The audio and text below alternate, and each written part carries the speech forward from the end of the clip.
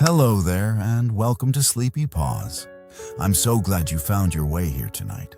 Maybe the day left you with a particular kind of tiredness that doesn't just live in the muscles, but settles somewhere deeper. In the part of you that processes and remembers and holds onto things longer than is always comfortable. Maybe something came back to you today, the way memories do without warning. In the middle of something else entirely. A smell, a sound, a quality of light. And for a moment, the past was as present as the present itself. And you weren't entirely sure which world you were standing in.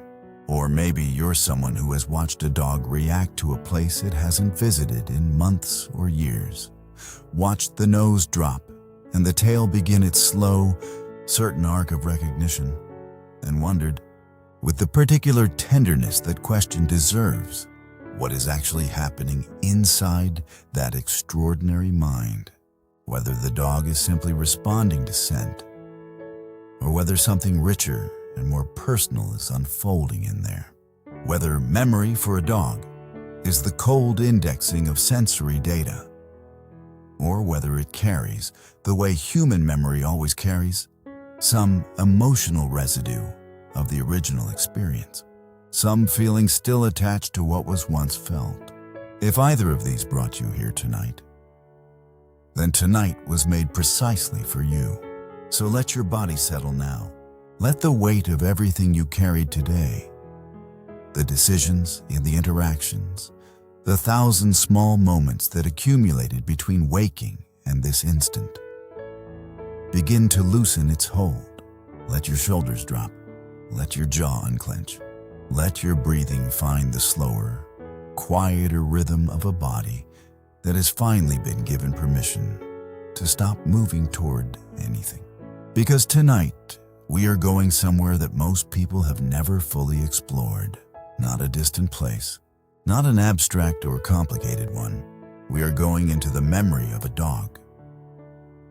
Into the extraordinary, layered, emotionally rich landscape of what a dog carries with it across time.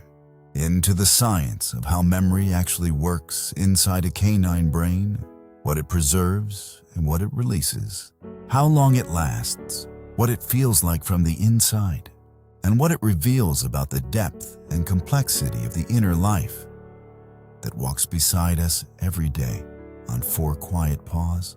Dog memory, it turns out, is one of the most fascinating and most misunderstood subjects in all of animal cognition. For most of human history, the assumption was simple and wrong.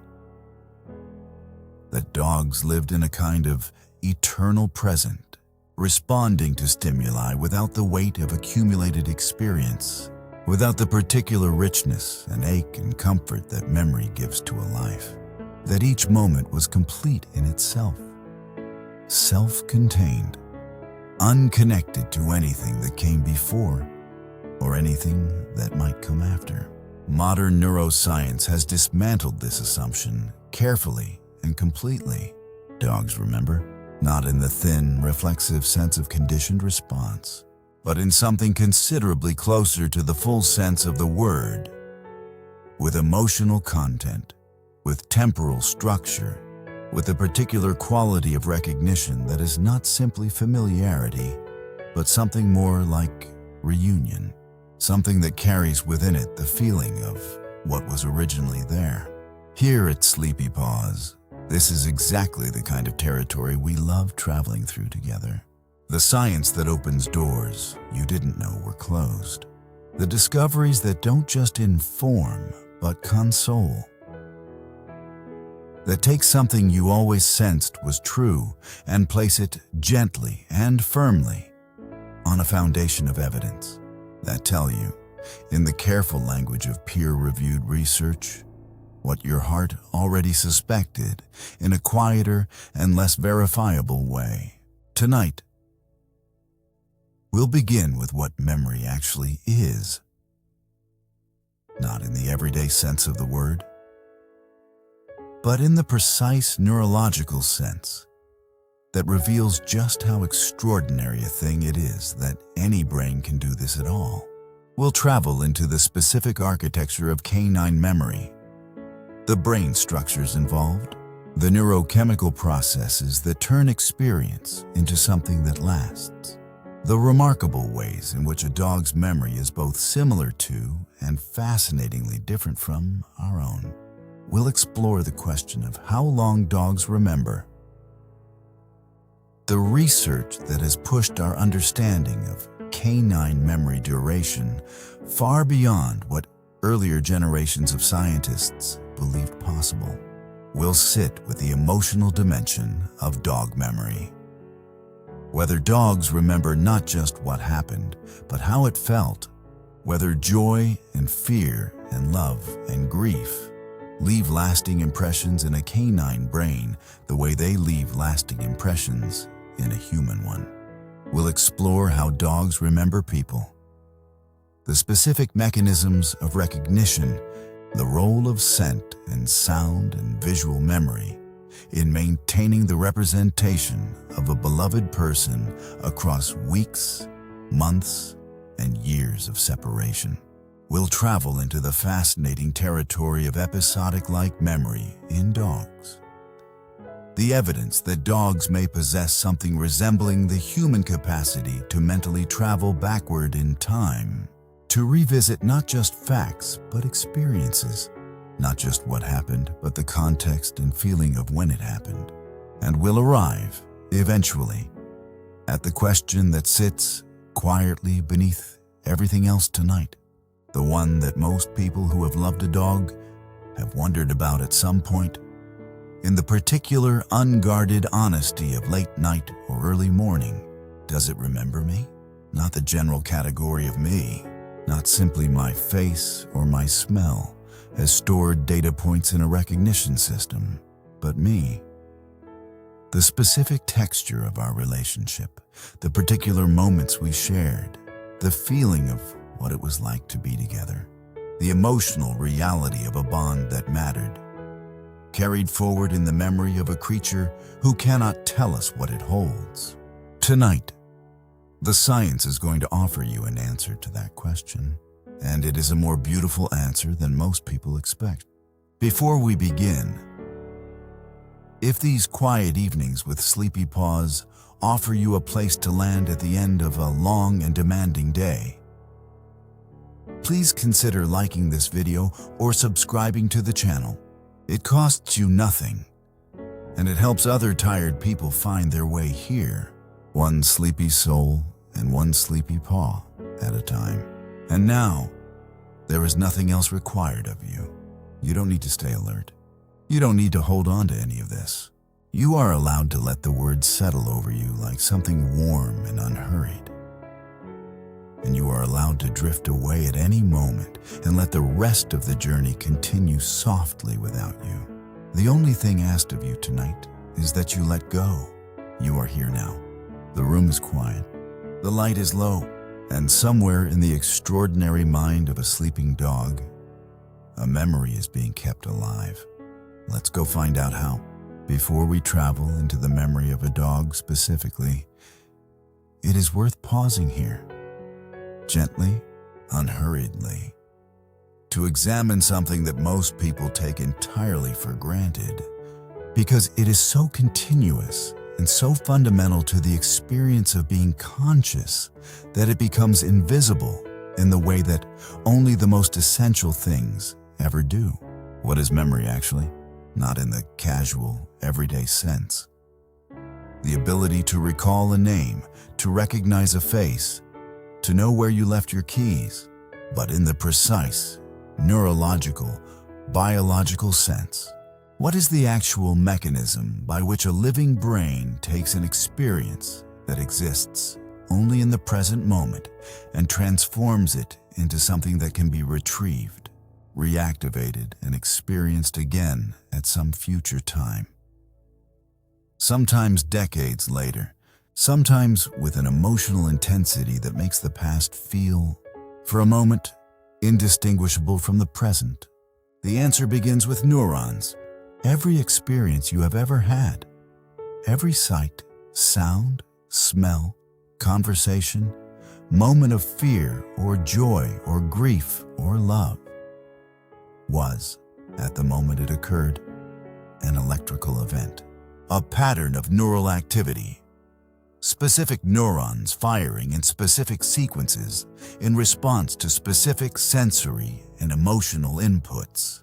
The experience of seeing a face, hearing a voice, feeling the warmth of sunlight on skin, all of it, at the most fundamental level, is electrochemical activity in a network of connected cells.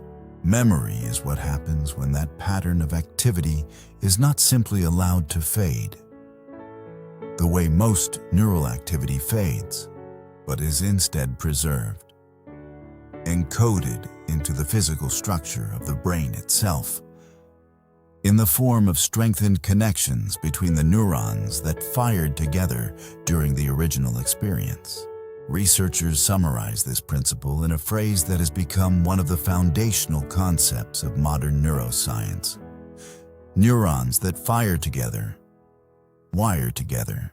The more frequently and intensely a particular pattern of neural activity occurs, the stronger and more permanent the physical connections between those neurons become.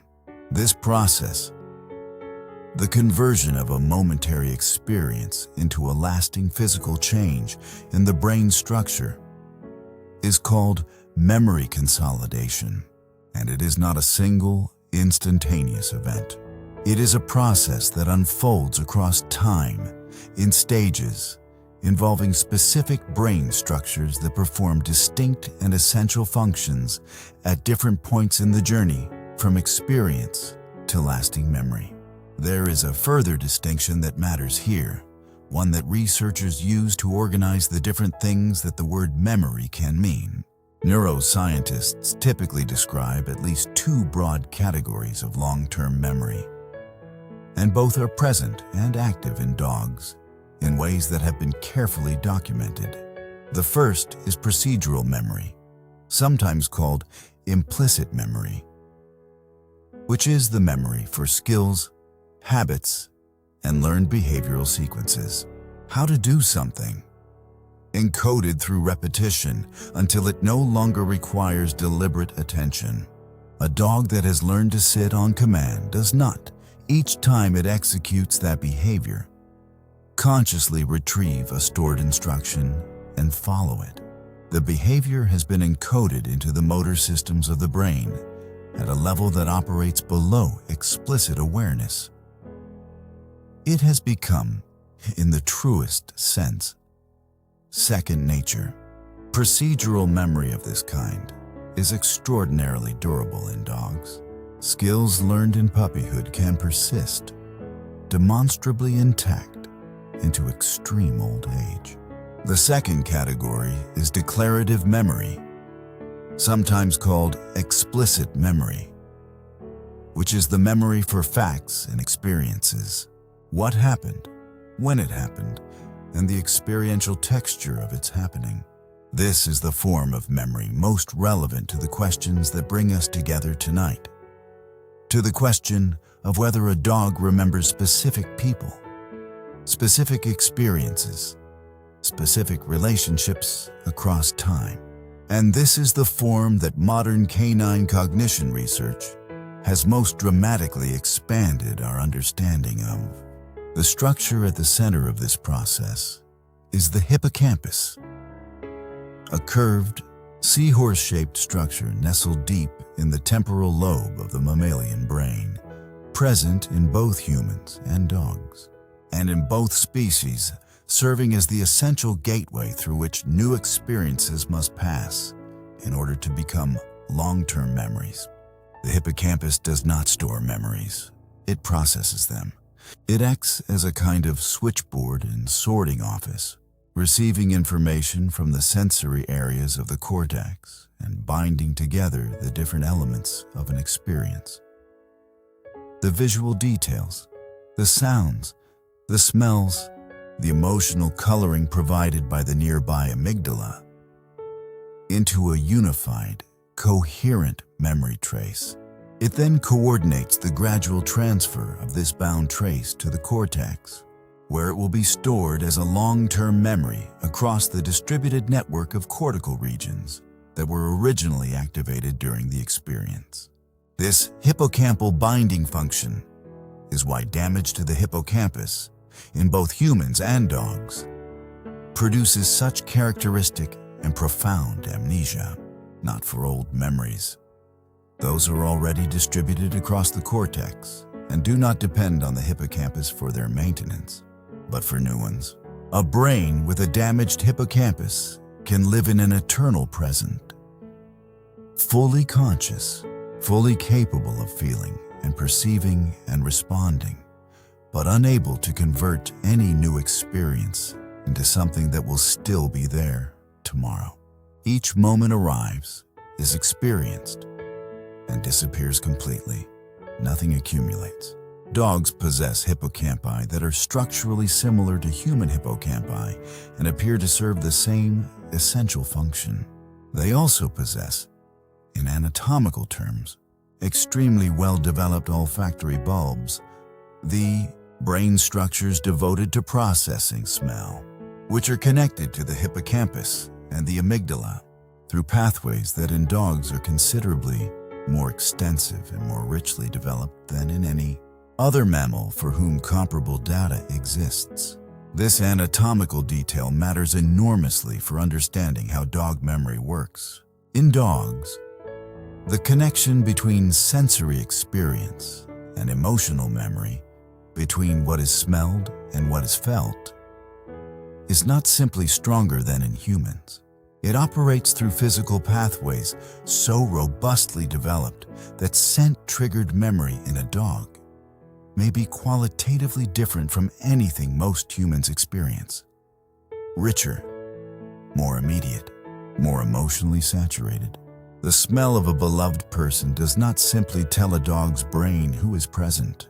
It activates, through those richly developed olfactory limbic pathways, the entire emotional history of the relationship. Every layer of accumulated experience, every feeling associated with that particular presence, available all at once in a kind of total recall that visual or auditory cues alone cannot replicate. This is why a dog who has not seen its person for months can appear, in the moment of reunion, to experience something that looks less like recognition and more like overwhelming emotion, not the mild satisfaction of a familiar input matching a stored template. Something closer to the flooding experience of a memory that carries the full weight of everything it holds. Tonight, we are going to stay with that richness, with what it means for memory to work the way it works in a dog's brain, and what it reveals about the depth of what a dog is capable of carrying across time. Because the more carefully science examines canine memory, the more it finds something it did not initially expect to find. Not a simplified version of what humans have, but something with its own extraordinary complexity, its own particular textures, its own astonishing capacities. Let your breathing slow now and follow us deeper. For most of the 20th century, the scientific consensus on dog memory was shaped more by assumption than by evidence. The assumption was not unreasonable given what was known at the time, but it proved, when tested carefully, to be considerably more limited than the reality it was meant to describe. The assumption was this: dogs learn through association. They connect stimuli with outcomes. A sound predicts food and produces anticipatory behavior. An action produces a reward and becomes more likely to be repeated. A person produces safety and comfort and becomes a source of approach rather than avoidance.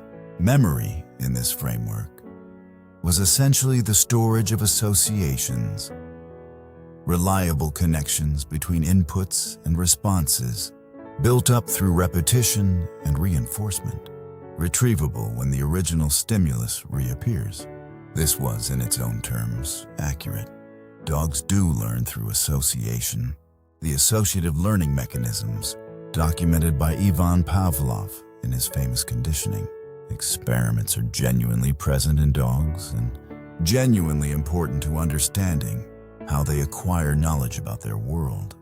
No one disputes this. What the assumption got wrong was its implied completeness. The suggestion that associative learning was the whole story, that there was nothing else.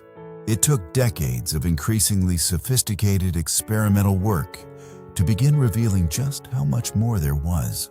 One of the most significant contributors to this revision was the cognitive ethologist Alexandra Horowitz, whose work at Barnard College in New York has explored the inner lives of dogs with a combination of scientific rigor and genuine imaginative empathy for what it might be like to be a dog in a human world. Horowitz's research and the broader field of canine cognition she helped shape began asking questions that the associative learning framework had never thought to raise. Not just what do dogs learn, but what do they know? Not just what responses do they produce, but what do they understand? Not just what do they do when they see a familiar person, but what is happening in the dog's mind in the moment of that recognition. The answers that emerged were more complex and more fascinating than the older framework could have accommodated. Dogs, it became clear, do not simply match current inputs against stored templates of associated stimuli. They appear to maintain internal representations of their world, mental models of objects, people, places, and relationships that are rich enough to generate expectations, to notice violations, to produce something that functions cognitively like surprise when the world fails to match the stored representation. A dog that knows its person is home and then discovers that person has left without the usual farewell cues does not simply fail to receive an expected stimulus. It appears to search, to look, to sniff, to orient toward the spaces where the person usually is, in a way that suggests not the absence of a conditioned response, but something more like the active representation of an expectation that is not being met. Something is missing, something specific, something whose presence was anticipated and whose absence is registered not just behaviorally, but, researchers have begun to argue, in something resembling the felt sense that humans call expecting someone who doesn't arrive. This distinction matters because it points toward a fundamentally different understanding of what dog memory actually contains. Not just records of what has happened, passively stored and retrieved when triggered by matching stimuli, but something more active, representations of the world as it is known and expected to be, maintained across time, updated by new experience, capable of generating something that functions like anticipation, and something that functions like surprise, and something that functions in its most emotionally significant manifestations, like longing. A dog's memory, in this richer understanding, does not just know the past.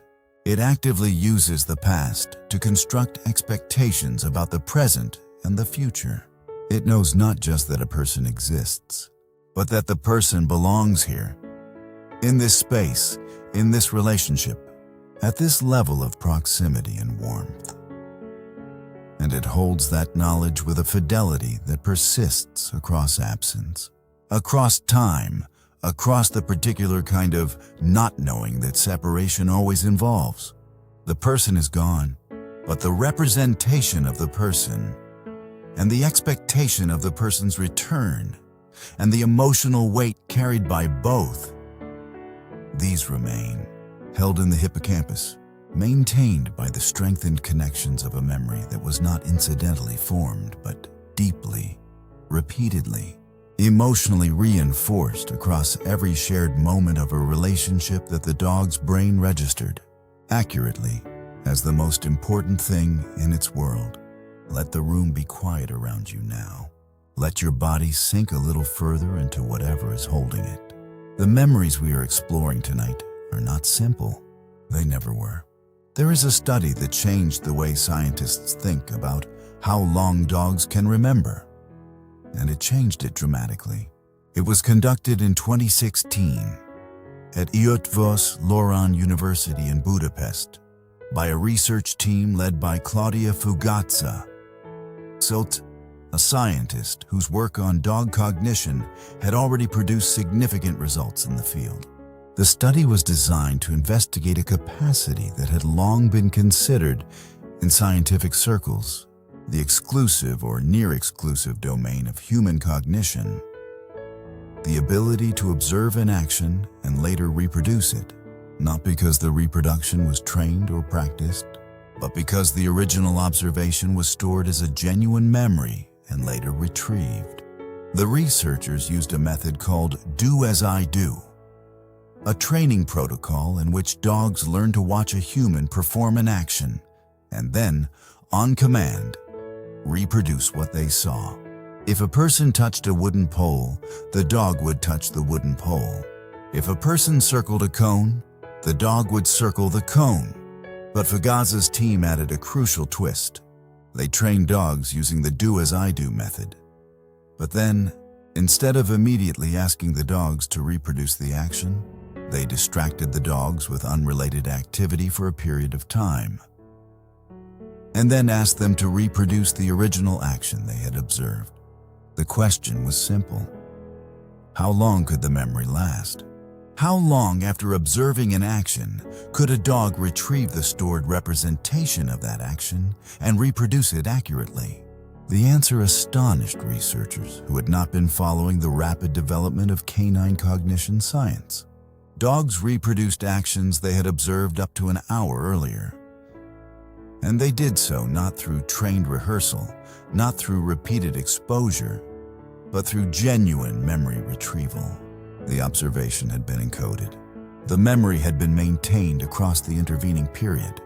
And when the retrieval cue was given, the stored experience was accessible with sufficient fidelity to generate accurate reproduction. But the more significant finding was what the researchers called its incidental nature. The dogs had not been instructed to remember. They had not been given any signal that the memory would later be tested. They had simply observed, as dogs observe everything, with full sensory attention, but without any explicit instruction to encode what they were seeing for later retrieval. And yet, the encoding had happened anyway, automatically, without instruction. The way memory works in any brain that is genuinely present in its experience, not selecting in advance what to hold on to, but holding on to what was registered as significant in the moment of registration by a nervous system designed to learn from its experience of the world. The researchers described this as evidence of episodic-like memory in dogs, the capacity that in humans underlies what we call autobiographical memory, the ability to mentally travel backward in time and re-experience specific events, not just as facts, but as memories. Not just knowing that something happened, but in some sense remembering the experience of its happening. Episodic memory, in its full human form, was long considered one of the cognitive capacities that most clearly distinguished human consciousness from animal consciousness. The philosopher and psychologist Endel Tulving, who first formally described the concept, initially argued that it might be unique to humans, that the capacity for mental time travel, for genuinely revisiting the past rather than simply being influenced by it, was the kind of higher cognitive function that only human language and human self-awareness could support.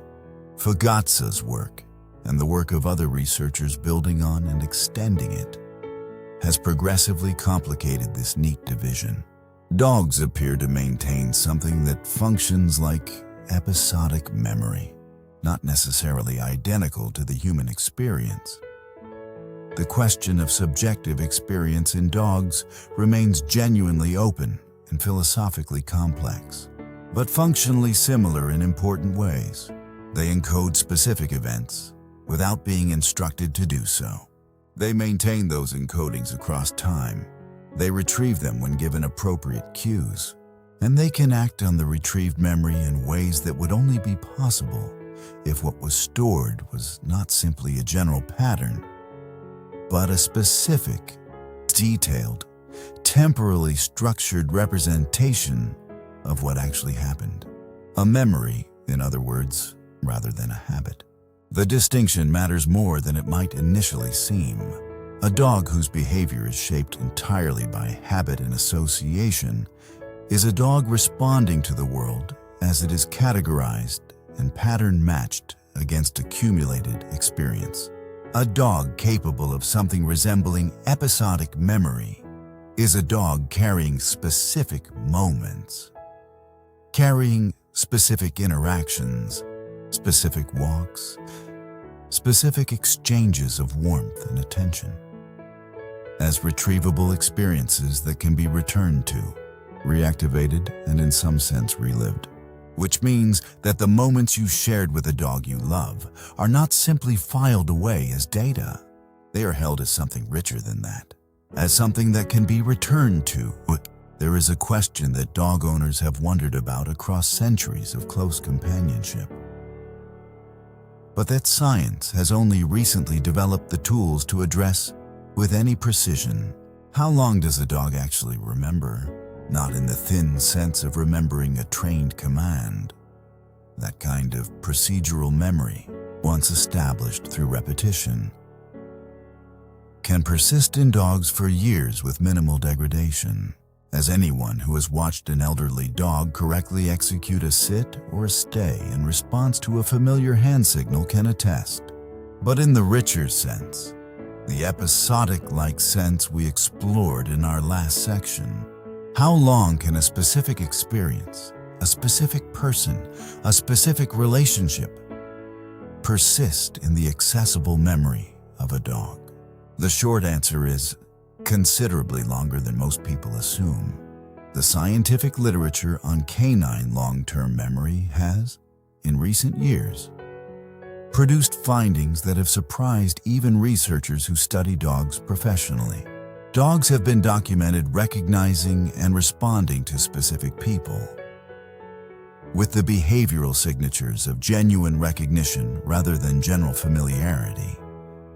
After separations lasting months, after separations lasting more than a year, after separations, in some documented cases, lasting several years, the behavioral signatures matter here because they tell us something about the quality of the memory being retrieved, not just its existence. When a dog encounters a stranger, it produces a characteristic investigative response. Approach, sniffing, cautious orientation. The gradual behavioral shift from unfamiliarity to tentative comfort. When a dog encounters a familiar person after a long absence, something different happens. The recognition typically precedes close physical contact, often triggered by scent at a distance or by the sound of a specific voice, before the dog is close enough for detailed visual inspection. And when recognition lands, it does not produce the gradual behavioral shift of a dog making a new acquaintance. It produces something considerably more immediate and more emotionally intense than that. The behavioral signatures of reunion, the full body engagement, the specific vocalizations, the almost frantic quality of contact seeking that looks, to almost everyone who has ever witnessed it, like something that goes well beyond the relief of familiarity, are consistent with not just recognition, but re-experience. With a memory that carries emotional content, not just identifying information. The dog that hasn't seen its person in a year does not respond as though it simply matches a current input to a stored template and produces the associated behavioral output. It responds as though something that was held in absence has returned. Researchers studying the neurochemistry of canine reunion have found corresponding activity in the brain's reward pathways. Significant release of dopamine, the neurotransmitter associated with motivation and reward, and oxytocin, the neuropeptide associated with social bonding and attachment. These are not the neurochemical signatures of neutral recognition. They are the signatures of something that the brain's reward system registers as deeply positive, as the restoration of something whose absence was, in the neurochemical sense, registered as a form of loss. This finding is important because it connects memory not just to cognition, but to emotion.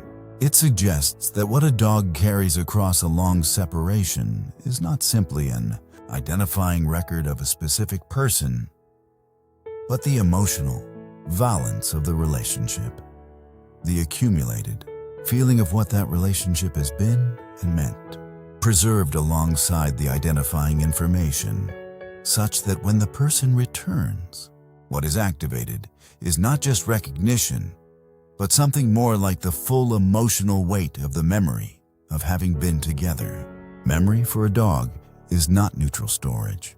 It is colored, always, by feeling. Stanley Coren, the neuropsychologist who has devoted much of his career to the careful scientific examination of dog cognition and emotion, has argued that this emotional coloring of dog memory may be one of the most important and most underappreciated features of the canine inner life.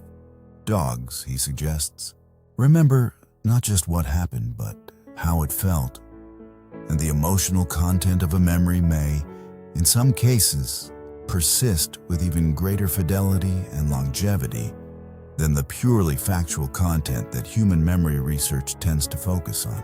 This would make neurological sense. Emotional memory, memory for experiences with strong emotional valence, is processed and stored differently from neutral factual memory in mammalian brains, involving the amygdala and its connections to the hippocampus in ways that tend to produce more robust, more lasting, and more vividly retrievable memory traces. The things that felt most intensely in any mammal's experience are the things that memory holds most faithfully. For a dog whose most intensely felt experiences are overwhelmingly its experiences with the people it loves, the question of whether those people are remembered and how long they are remembered has an answer that is both scientifically grounded and quietly moving. You are remembered with emotional fidelity, with a durability that science is only beginning to map. For a very long time, there is something that deserves its own careful attention tonight. Something that sits at the intersection of memory and scent in a way that, once understood, changes forever how you think about a dog's relationship to the past. Humans are visual creatures. Our memories tend to be organized around images. The face we remember, the place we remember, the visual scene that appears when we close our eyes and reach backward in time toward a specific moment. When we miss someone we love, we tend to picture them. When we recognize someone we haven't seen in years, we match a current visual input against a stored visual memory and experience the click of recognition as an essentially visual event. Dogs are olfactory creatures in a sense that most humans find genuinely difficult to fully comprehend, not because the concept is complicated, but because it describes an experience of the world so different from our own that imagination alone cannot quite bridge the gap. A dog's nose contains approximately 300 million olfactory receptors, compared to the approximately 6 million in a human nose.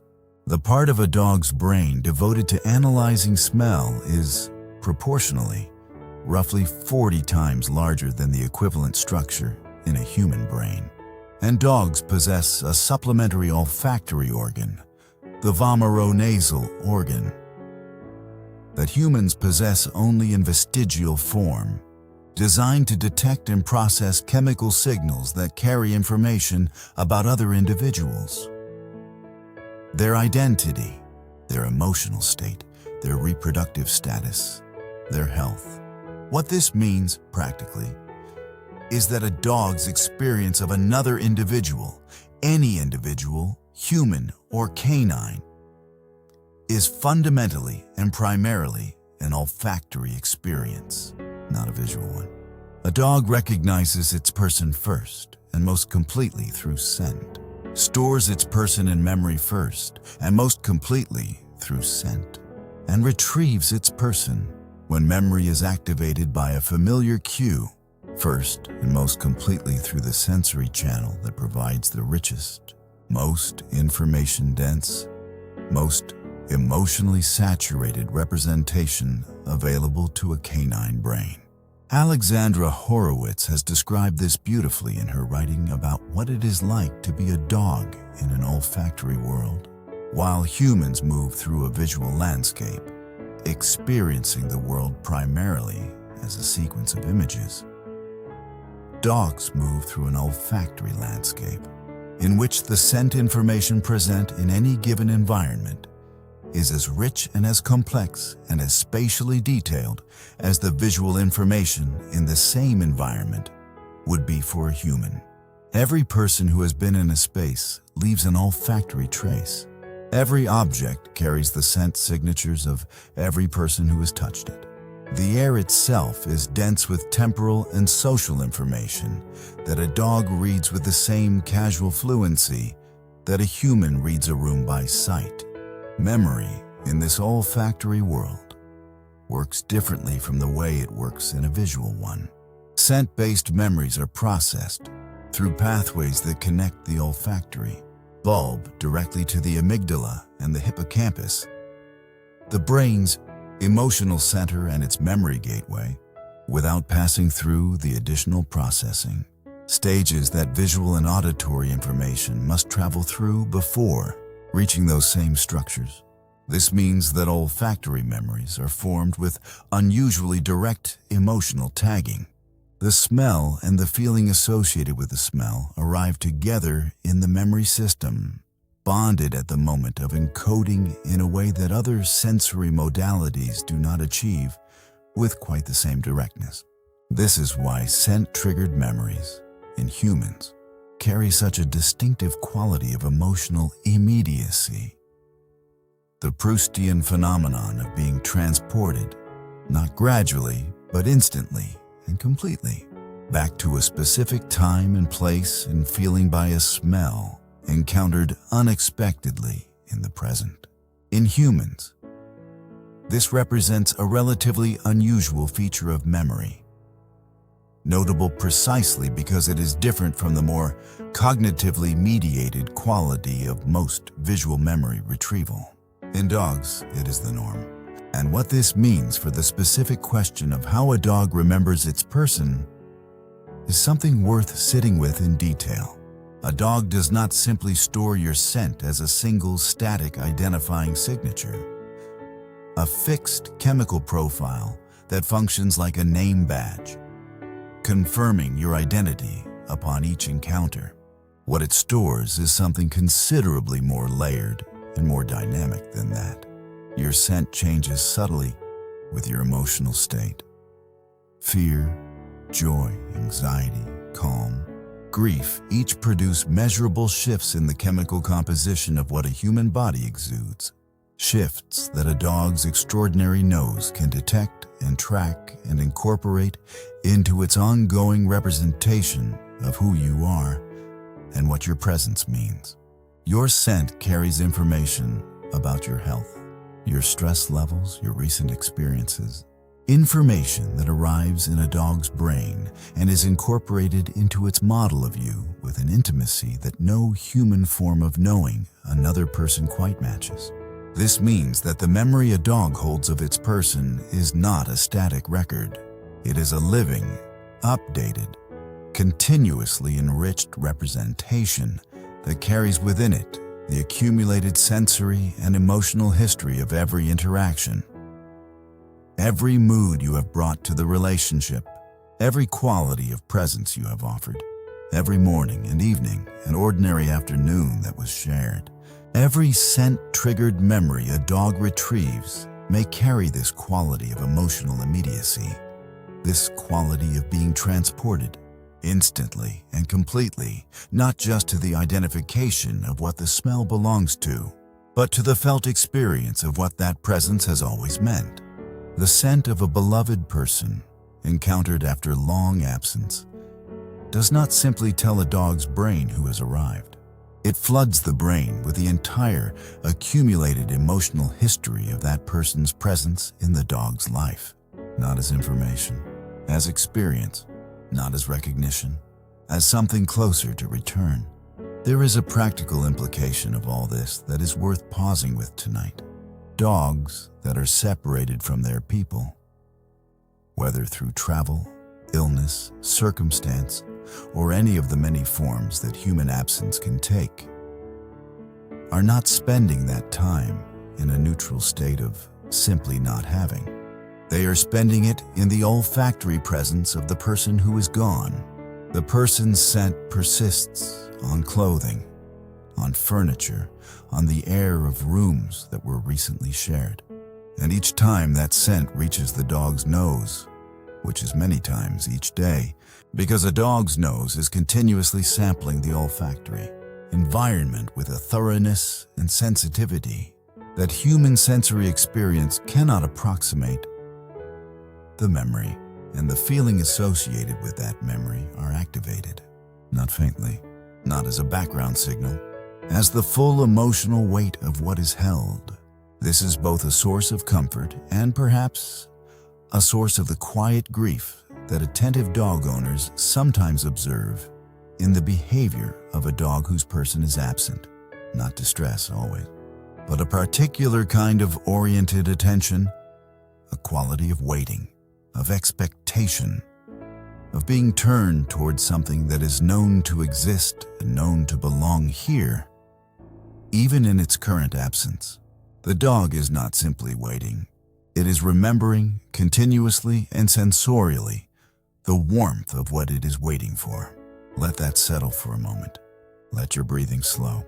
And know that whatever you have shared with a dog you love exists somewhere in that olfactory memory, with a richness and an immediacy and an emotional fidelity that is, by any reasonable measure, extraordinary.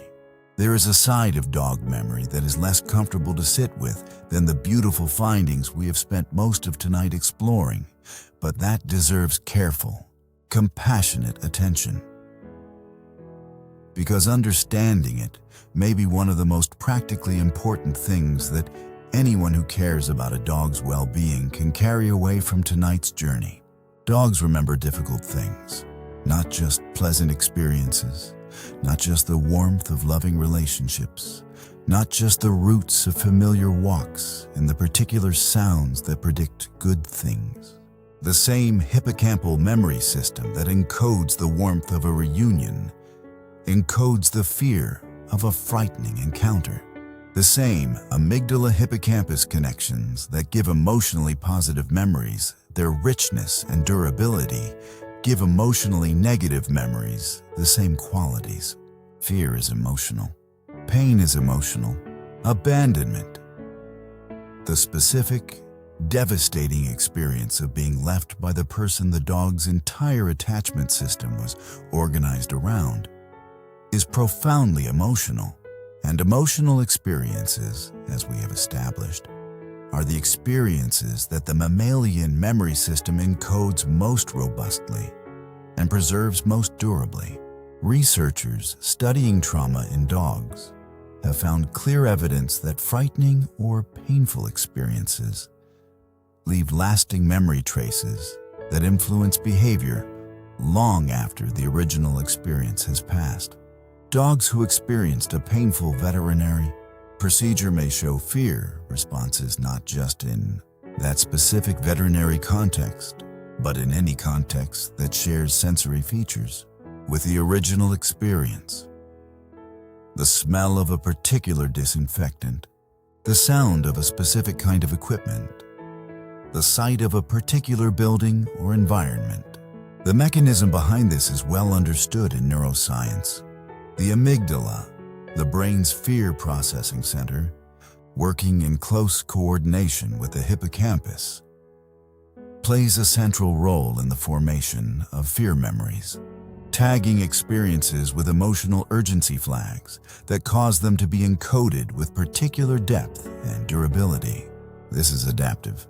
An animal that was hurt or frightened in a specific context and subsequently treats that context with caution is an animal that has learned something genuinely important about how to survive. This is not irrational. It is the memory system doing exactly what it evolved to do, encoding a dangerous or painful experience with sufficient clarity and durability that the animal can recognize and avoid similar situations in the future. Fear memories, in this sense, are protective. They carry survival information, and the brain treats them accordingly. But they can also become sources of suffering that persist far beyond any survival utility they might once have served. Dogs rescued from abusive situations, dogs who experience cruelty, neglect, or sustained fear during critical early periods of development, often carry those experiences forward in ways that shape their behavior, their emotional responses, and their relationships with humans for years, not because they are damaged in any simple sense, but because their memory systems encoded what was real about their early experience with the same fidelity that any memory system brings to real experience.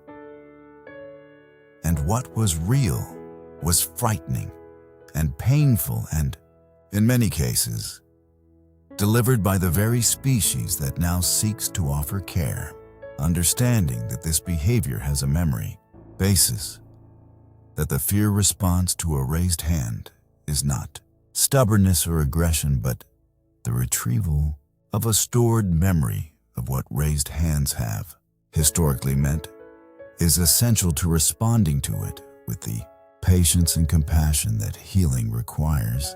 Memory is not destiny. This is one of the most important things that neuroscience has established about traumatic memory in both humans and dogs. The same plasticity that allowed the original frightening experience to be encoded as a lasting memory allows new experiences, patient, safe, consistently positive experiences, to gradually build competing memories that change the emotional landscape the animal navigates. New associations are formed, new predictions are established. The specific person or environment or touch that once predicted danger is gradually and painstakingly relearned as predicting safety, not by erasing the old memory. That is not how mammalian memory systems work, but by building alongside it a newer, stronger memory that through repetition and positive emotional experience eventually becomes the more powerful predictor of what to expect. This is what rehabilitation looks like at the neurological level. The patient, consistent accumulation of new memories, new experiences of safety and warmth and trustworthy human presence that gradually, through the same plasticity and the same emotional encoding that once carved fear into the brain, build a new architecture of expectation. And researchers studying this process in dogs have found something both humbling and profoundly hopeful. Dogs are extraordinarily capable of this relearning, not because they are simple, and not because frightening memories simply fade from a canine brain that lacks the complexity to hold them for long. They do not simply fade. The neurological evidence suggests they persist with considerable fidelity. But alongside that persistence, the canine brain appears to maintain a remarkable capacity for the formation of new emotional associations, a kind of neurological generosity that allows even significantly traumatized dogs to build new memories of safety, given sufficient time and consistency and gentleness. To begin slowly and tentatively at first. To trust again, memory is not destiny. But memory is the landscape in which healing happens, and the most powerful healing agent in that landscape, for a dog, is a new experience. Repeated enough times, delivered with enough warmth and consistency to become the memory that speaks loudest when the nervous system tries to predict what the future holds. You are, every day, building that memory. In the quiet, repeated moments of care and presence and trustworthy human warmth, you are writing yourself into the brain of the animal who depends on you. Not as a name or a face in a passive record, but as a felt experience, as the evidence on which a prediction is based, the prediction that the world is safe and that you are part of why. There is something that researchers studying canine memory noticed early on and have returned to repeatedly because it keeps revealing itself in experiment after experiment, from different angles and through different methodologies, as one of the most consistent and perhaps most significant features of how a dog's memory is organized. Dogs remember people differently from the way they remember anything else. Not just better, though they do remember people with a durability and an emotional richness that appears to exceed their memory for places, objects, routines, or any other category of experience that researchers have studied comparatively, but differently, in a qualitatively distinct sense, as though the memory system treats person memories as a special category, subject to its own rules and its own preservation priorities. The evidence for this comes from multiple directions.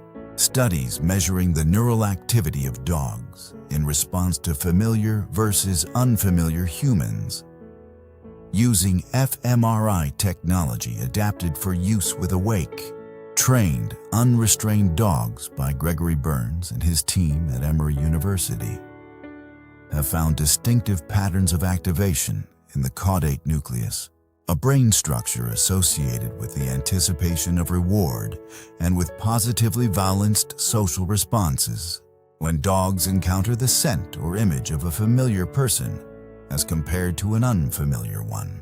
This caudate activation is not simply the signature of familiarity. It is the signature of something more specific than that. The anticipation of positive social experience, the neural correlate of what functions, behaviorally and experientially, like something resembling pleasure at the prospect of reunion. The familiar person activates in the dog's brain not just recognition, but something that the brain's reward system registers as worth moving toward, as something good. But what is perhaps more striking is what Burns and his colleagues found when they looked at how dogs process their person's scent versus other scents, including the scent of other familiar dogs, which might be expected to produce similar levels of social reward activation. A dog's owner's scent produced unique patterns of caudate activation that distinguished it clearly from the scent of other familiar individuals, human or canine. Not simply elevated activation compared to strangers. A qualitatively distinctive response that suggests the owner's scent occupies a neurologically special category in the dog's sensory and memory landscape, encoded and stored and responded to in a way that reflects the primacy of that particular relationship in the organization of the dog's inner world. This finding has profound implications for how we understand what a dog actually holds in memory when it holds the memory of its person. It is not simply a sensory record, a pattern of perceptual features stored for future matching. It is a representation that is fundamentally organized around the emotional and relational significance of that specific individual, around what that person has meant across the entire history of the relationship. Within the dog's system of attachment and social priority, the memory of a person, for a dog, is not separate from the feeling of that person. It is the feeling, with identifying information attached. And this is why the memory of a beloved person, or the absence of one, can produce in a dog the behavioral and physiological signatures of genuine grief in ways that the absence of a place or an object or a routine, however familiar, does not quite replicate. There are documented cases in the behavioral science literature of dogs who, following the death of a person they were bonded to, showed sustained behavioral changes consistent with grief, reduced appetite, reduced activity, altered sleep patterns, social withdrawal, prolonged orientation towards spaces associated with the absent person that persisted for weeks or months, not forever. Dogs, like humans, eventually reconstitute around a new normal, but for a significant period, the behavioral evidence of loss was real and consistent, and not adequately explained by any mechanism that did not involve genuine memory of and genuine emotional response to the absence of a specific person who was specifically missed. The person was not just gone from the environment. They were still present in memory, present as a representation that carried the full emotional weight of the relationship, maintained with the durability that emotionally significant memories receive, but unable to be matched against any current sensory input. The expected presence not arriving, the remembered warmth not available to be felt. This is grief, operating in a brain that was never supposed to be capable of it. It is evidence of memory that is not simply informational, but deeply personal.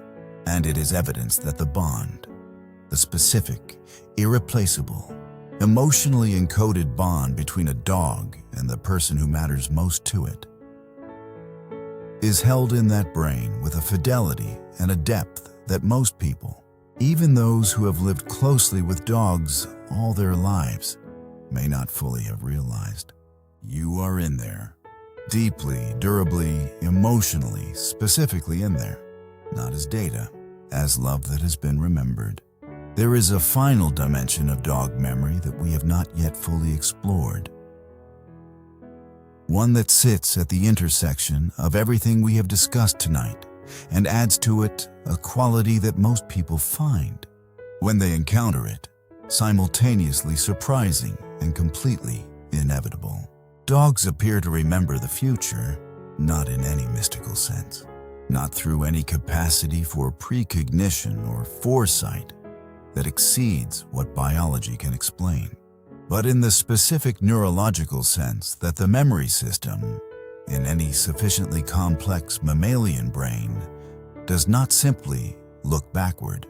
It looks forward as well, using the stored record of past experience to generate predictions, expectations, and anticipations about what is likely to happen next, based on what has happened before.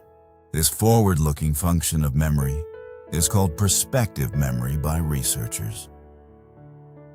The memory not of what has happened, but of what is about to happen, or what is expected to happen, based on the patterns the brain has extracted from accumulated experience. In humans, prospective memory is what allows you to remember, while driving home, that you need to stop at the store, to hold in mind an intended future action and retrieve that intention at the appropriate moment, triggered by contextual cues associated with when or where the action should occur. In dogs, the evidence of prospective memory, though not studied under that specific label, appears in a form that most dog owners have observed directly, without necessarily having a conceptual framework to understand what they were seeing. A dog who begins showing anticipatory behavior 30 or 40 minutes before its person typically arrives home positioning itself near the door, becoming alert and oriented toward the entry point, showing the preliminary behavioral signs of excited anticipation, is not responding to any current stimulus that predicts the arrival. It is retrieving a stored temporal pattern and using it to generate an expectation. The dog knows what time it is, not through any conscious clock watching, but through the accumulated memory of what this time of day has reliably preceded. The specific quality of afternoon light, the particular sounds of the neighborhood at this hour, the sequence of internal physiological states shaped by the circadian rhythm that have reliably preceded the sound of a specific car, a specific key and a specific lock, a specific voice calling out into the familiar air of home. Research by Alexandra Horowitz and others has explored this temporal dimension of dog memory with particular care, noting that dogs appear to use both external environmental cues and internal biological rhythms as anchors for prospective memory, as signals that a particular expected event is approaching. The dog, oriented toward the door, an hour before its owner's usual arrival time, is not responding to the person's presence. It is responding to the accumulated pattern of everything that has previously preceded that presence. And it is doing so because memory has done what memory in a sufficiently complex brain always does, which is to extract the reliable patterns from experience and use them to reach forward into what has not yet happened. The capacity to anticipate, in other words, is a form of memory. The ability to wait for something specific, not with generic restlessness, but with a particular quality of oriented, expectant attention that is directed toward a specific person at a specific time, depends on a memory system rich enough to hold not just that the person exists, but when the person typically returns and what it has reliably felt like when they do. Memory, in this forward-looking function, is not about the past.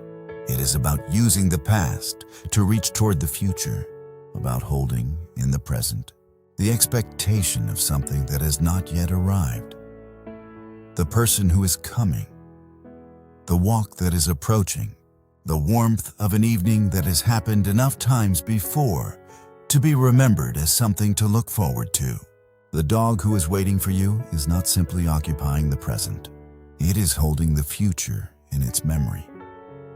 The specific, emotionally loaded, historically grounded expectation of your return, with the same clarity and the same feeling that it holds the memory of every time you have returned before, which means that every time you leave behind something that persists in the dog's mind, not just as your absence, but as the active expectation of your return. The memory of you is also a prediction of you, and it waits, with the particular patient certainty of an expectation that has always, eventually, been confirmed. For the moment when the memory becomes reality again, when the predicted presence arrives, when the waiting resolves in the rush of sensation that a dog's brain registers, through the dopamine and the oxytocin and the full activation of every pathway associated with the most important relationship in its world, as something very close to joy, you are expected home. You are always being expected home. Let that be the last thing you carry with you tonight as sleep comes. We have come a long way together tonight, not through any distance that asked anything of your tired body, but through something quieter and more interior than that, through the extraordinary landscape of a mind that has been carrying more and holding more and remembering more than most of us ever fully pause to appreciate. We began with memory itself, with what it actually is beneath the ordinary word we use for it.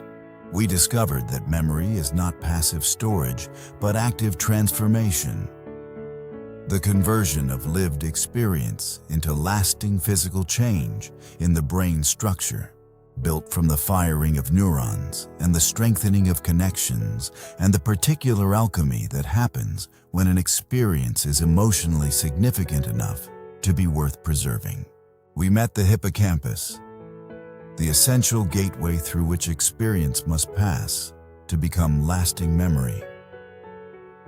And we understood why, in dogs, the olfactory pathways leading into that gateway are so extraordinarily rich that scent-based memory may be one of the most emotionally complete and immediately powerful forms of memory that exists in any mammal. We traveled from there into the science that revised everything researchers thought they knew about canine cognition, into the work of Alexandra Horowitz and the growing field of canine cognitive science, which found that dogs do not simply respond to the world through association and habit, but maintain active representations of their world, their relationships, and their expectations that are rich enough to produce something that functions like anticipation, like surprise, and like longing.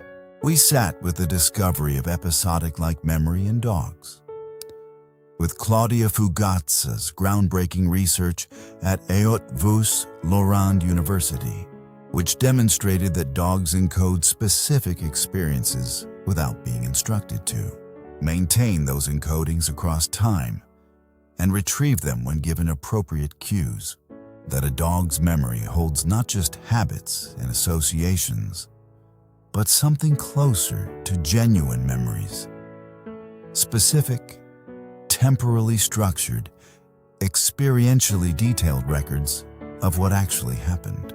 We explored how long dog memory lasts and found an answer far exceeding what older science had assumed.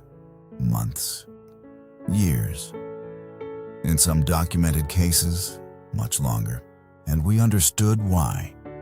Because the memories that last longest in any mammalian brain are the memories that were encoded with the greatest emotional intensity.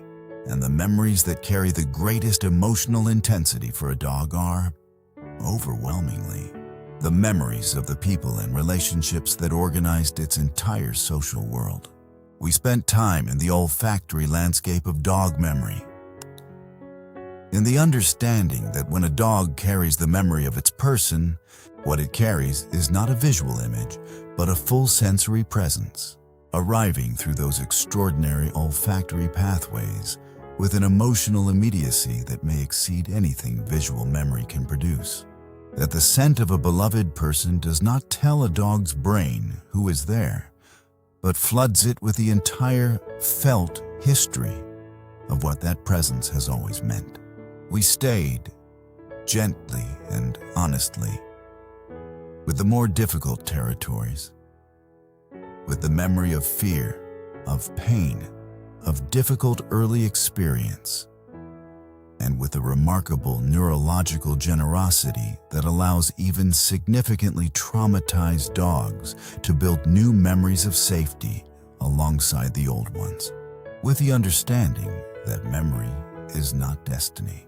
That new experience, delivered with patience and consistency and warmth, writes itself into the brain with the same fidelity as the old. And that every gentle, reliable, caring interaction you have with a dog is building, in its brain, the memory that will speak loudest when it tries to predict what to expect from the world.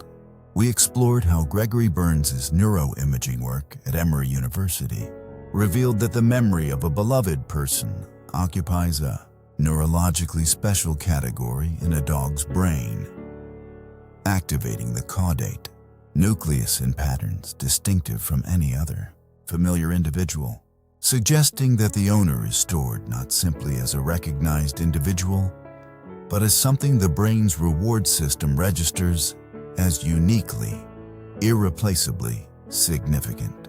And we arrived, in our final waking section, at the forward-looking face of dog memory, at the way a sufficiently complex memory system does not only look backward but reaches forward, using the accumulated pattern of past experience to generate the expectation of what is coming, the anticipation of your return, the patient, certain, emotionally grounded prediction of reunion that a dog holds in your absence.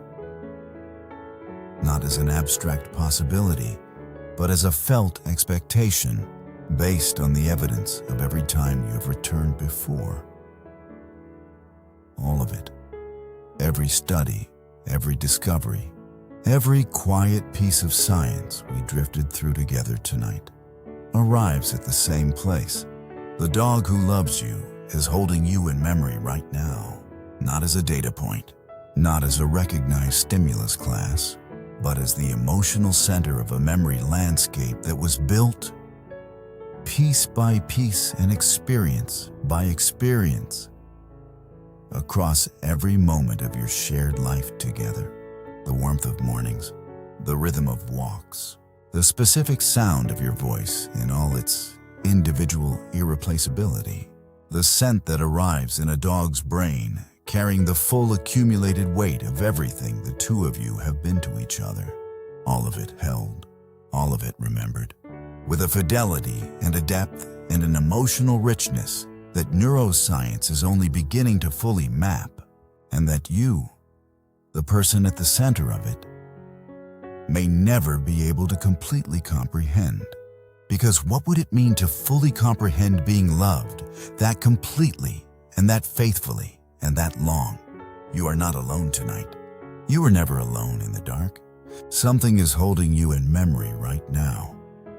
In the warm, scent-saturated, emotionally complete memory of a creature whose brain was organized from the very first moment it knew you, around the particular importance of your presence in its world.